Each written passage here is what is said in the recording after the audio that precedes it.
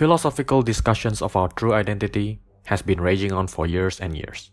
The traditionalist conservatives say, your father gave you your name, stick to it. The woke liberals have different ideas and say, I think there's something more to existence than just my name.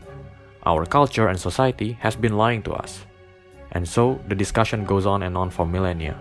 From the time of Buddha, to Socrates, to Jesus Christ, to René Descartes, to Friedrich Nietzsche. These guys were absolutely racking their brains over this because they knew for a fact human beings are freaking miserable. And if our sense of identity is indeed a mere illusion, and we are miserable because of it, then it's enlightenment. Heavenly light shines down upon us. Angels start singing beautiful hymns. Tiny bits of wisdom finally reaches our brain. We realize suffering is totally optional, not an obligation like some people would suggest. Then there will be no wars. Because wars are for the miserable, who are absolutely furious with themselves and decide to lash out on the world in the shape of missiles and bombs and gunfire. Because why the hell not? I'm suffering, might as well take somebody else with me. The more the merrier, right? But it doesn't have to be like this. There is a way out of suffering. As it turns out, the reason why you're so unhappy and confused is you're still a person with a name. I know this sounds weird, but you as a person with a name would always end up being miserable.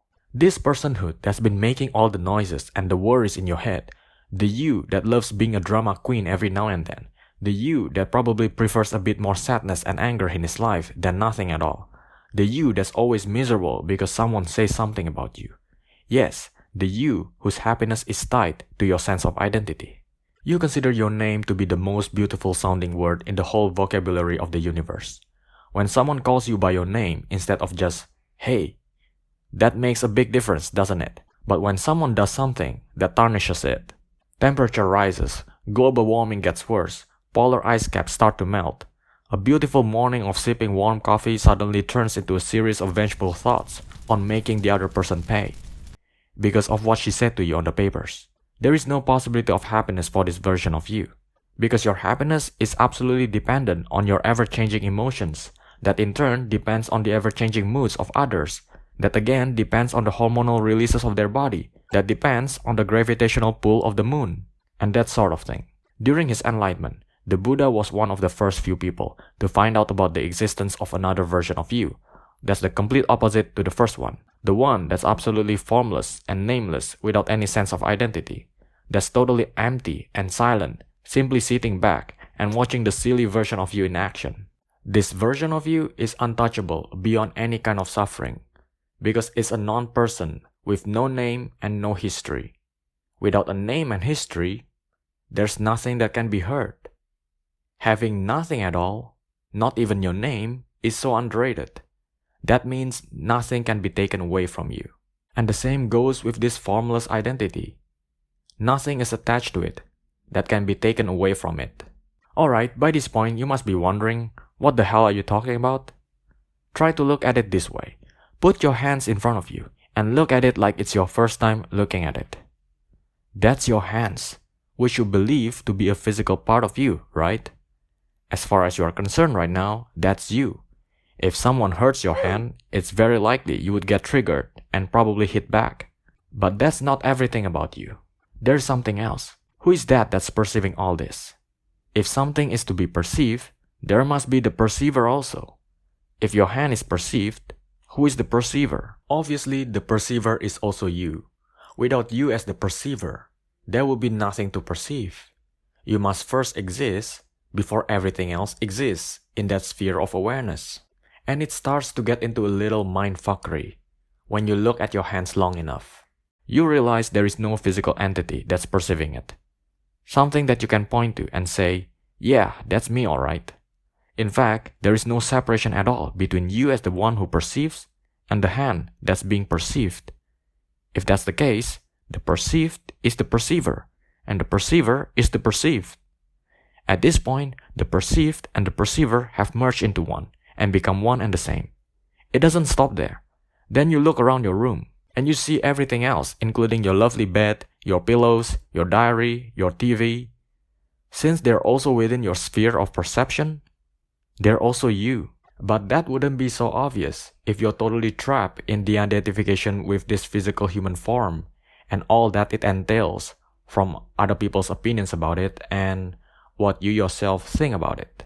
This human body is in fact only a tiny speck of your vast existence. And yet, you have made it out like it's the only thing worth living for. The countless nights getting upset about that one time someone called you fat, short, and bony, and the countless days trying to change some aspects of it. No matter how gross you think it is, it's perfectly okay to be who you are as this physical form. Your body is just a vessel to carry out some mundane task in the world. It's like a boat that gets you across the river, but as soon as you reach the shore, it absolutely makes no sense whatsoever to carry it with you. It would just be a burden to you. This physical body always carries some psychological trauma with it. Someone calling you this or that when you were a kid, both the insults and the praises, and the whole duality of it. The good news is, you as a silent observer, simply observing from behind the scenes, have no past and no future. It quietly stands still in the present moment. This is a freaking great discovery. Oftentimes, it's the hope for the future that kills you. The hope of living out some utopian future in which you live like a king with unlimited wealth often peters out into a major disappointment and depression when fate just isn't having it. It's like the higher you jump, the harder you fall. Your ambition is the stress that you have created for yourself.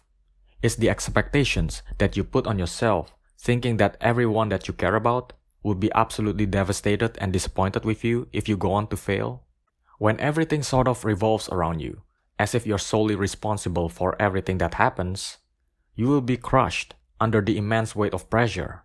The past is equally troublesome. It always reminds you of the guilt and the mistakes you made, and how shameful you were, and how you could and should have done better than that. Some people never truly move on from the past, and always carry it with them. Not allowing the past and the future to have any say over your peace of mind is a great freedom very few actually possess. The liberation that comes from being a nobody with zero expectations to achieve anything in life is a luxury one can attain only if he knows how to drop the massive baggage that is his mind.